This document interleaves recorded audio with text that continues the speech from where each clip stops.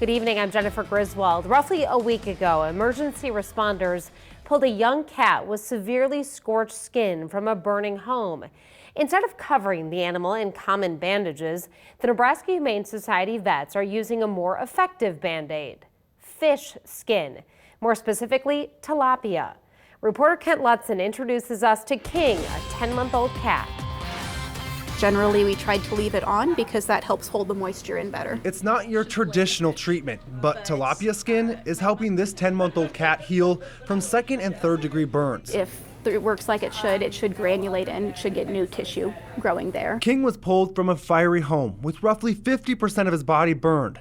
Within days, his skin started falling off.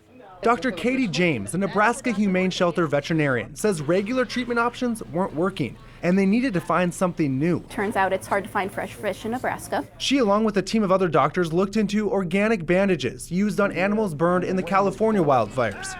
It actually protects the burn area from basically getting desiccated or drying out.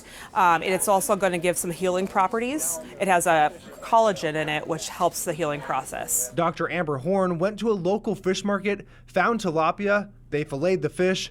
King was prepped for surgery, and they stitched it on. Skin side down, scale side up. This was their first time using this treatment, and they say so far, so good. We're just hoping that his healing time is shortened and that he experiences less pain because of the tilapia. Doctors say King still has a long way to go. In the next 10 days, they'll take off that tilapia skin, and hopefully they'll see some regrowth. They do tell me that he is definitely in pain, but he is not suffering, so hopefully this little guy can pull through. Now, the young cat is heavily medicated, and his tail was amputated because burns were so deep it hit bone.